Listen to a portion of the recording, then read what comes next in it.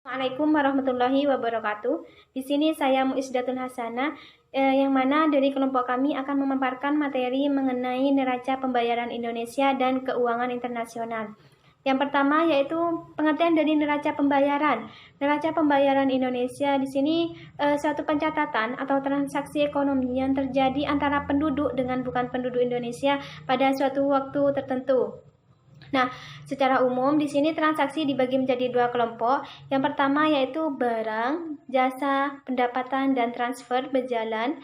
Yang kedua, modal atau finansial. Nah, dalam hal ini ada statistik neraca pembayaran Indonesia yang mana di sini kedudukannya penting bagi Indonesia di antara sejumlah statistik ekonomi makro lainnya, seperti halnya pendapatan domestik bruto, sejumlah uang beredar. Nah, statistik ini memberikan informasi tentang transaksi ekonomi yang terjadi pada penduduk Indonesia dan bukan penduduk Indonesia pada suatu periode waktu tertentu.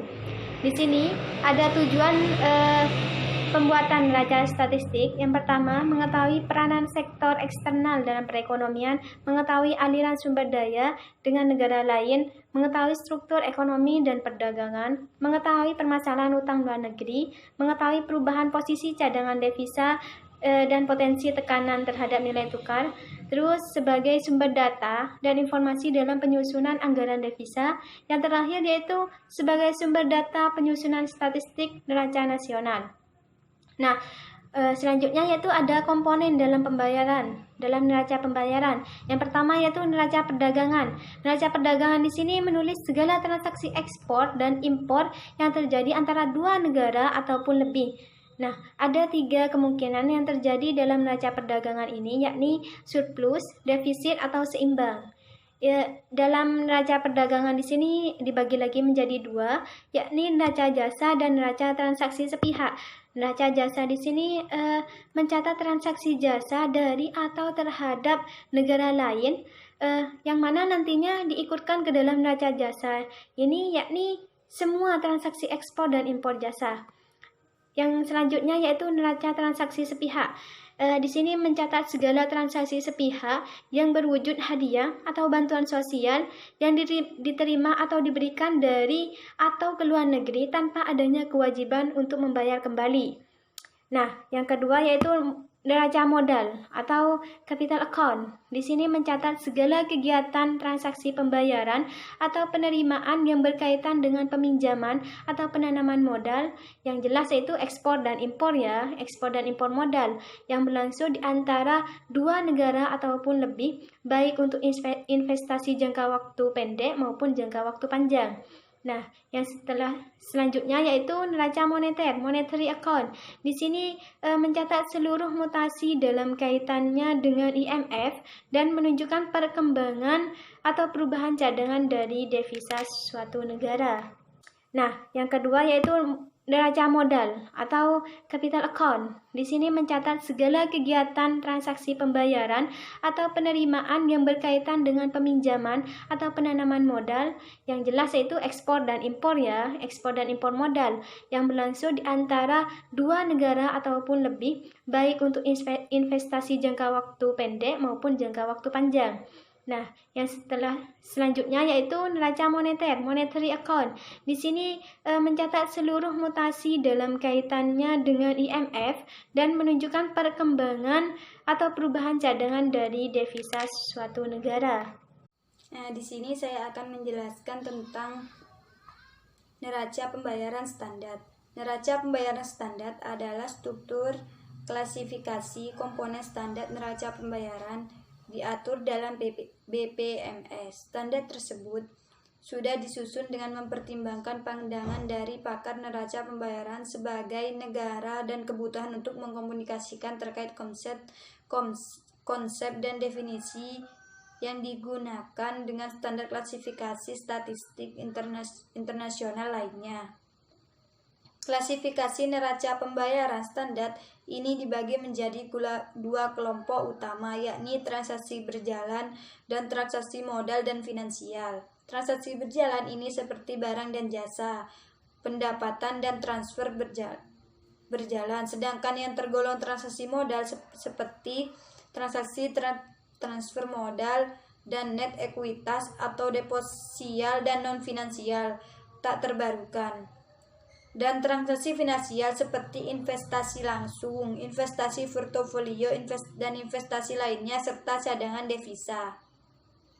Nah, selanjutnya adalah tujuan neraca pembayaran internasional.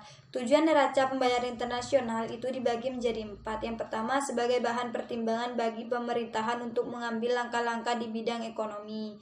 Bidang ekonomi di sini ekspor, termasuk ekspor dan impor.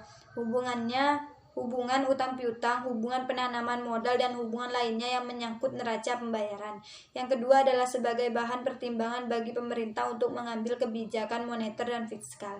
Yang ketiga adalah sebagai bahan pertimbangan bagi pemerintah untuk mengetahui pengaruh hubungan ekonomi internasional terhadap pendapatan nasional. Yang keempat adalah sebagai pertimbangan bagi pemerintah untuk mengambil kebijakan di bidang politik perdagangan internasional.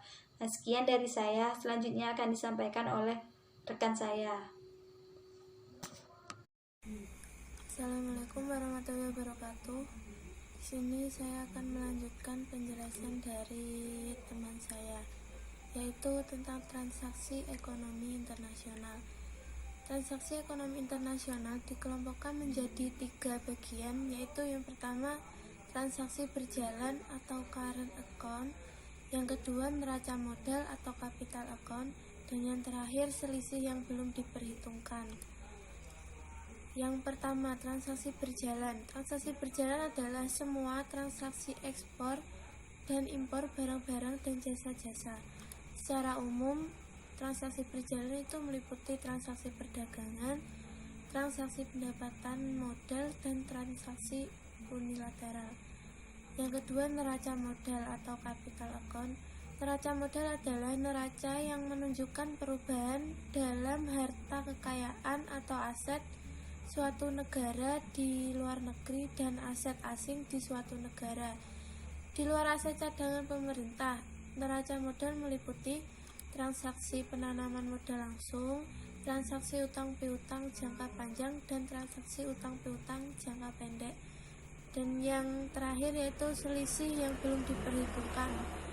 Selisih yang belum diperhitungkan merupakan rekening penyeimbangan apabila nilai transaksi kredit tidak sama persis dengan nilai transaksi debit.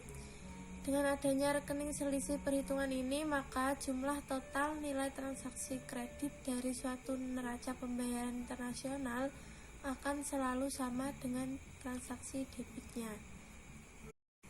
Yang selanjutnya yaitu beberapa sumber neraca pembayaran Indonesia. Neraca pembayaran luar negeri di Indonesia dapat diperoleh dari penerbitan resmi, antara lain yaitu yang pertama, nota keuangan dan rancangan anggaran pendapatan dan belanja negara yang diterbitkan setiap tahun sekali untuk masing-masing tahun anggaran oleh Departemen Keuangan Republik Indonesia. Yang kedua, Bank Indonesia. Laporan tahun pembukuan yang diterbitkan setiap tahun sekali untuk masing-masing tahun anggaran oleh Bank Indonesia. Yang ketiga, Statistik Ekonomi Keuangan Indonesia yang diterbitkan 2 bulan sekali oleh Bank Indonesia. Selanjutnya, Statistik Indonesia, Statistical Yearbook of Indonesia yang diterbitkan oleh Badan Pusat Statistik setahun sekali. Dan yang terakhir yaitu Indikator Ekonomi yang diterbitkan oleh Biro Pusat Statistik sebulan sekali. Dan yang selanjutnya yakni pasar keuangan internasional. Pasar keuangan internasional itu merupakan pertemuan antara penjual dan pembeli tingkat antar negara. Untuk faktor-faktornya sendiri ada 3. Yang pertama, deregulasi atau liberalisasi pasar dan aktivitas peserta pasar pada pusat keuangan utama. Dan yang kedua, ada kemajuan teknologi yang memungkinkan pengawasan pasar dunia, pelaksanaan pesanan, dan analisis peluang keuangan. Dan yang ketiga, ada peningkatan institusionalisasi pasar keuangan.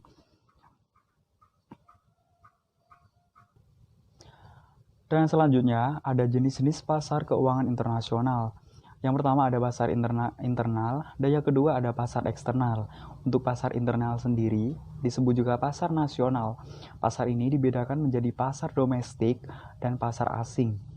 Pasar domestik merupakan pasar di mana perusahaan penerbit sekuritas berdomisili di negara tersebut. Pasar asing adalah di mana pasar dilakukan jual beli sekuritas dari perusahaan yang tidak berdomisili di negara tersebut. Sekuritas asing diatur oleh pihak berwenang di negara di mana sekuritas tersebut beredar. Misalnya, sekuritas yang diterbitkan oleh Amerika Serikat oleh perusahaan non-Amerika Serikat harus mengikuti hukum sekuritas Amerika Serikat.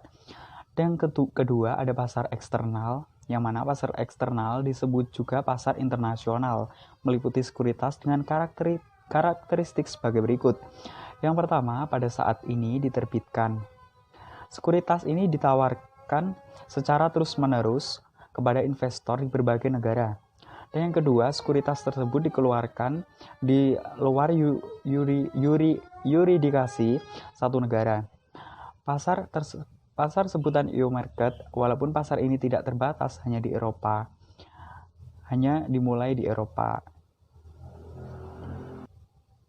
Kemudian ada lembaga keuangan internasional.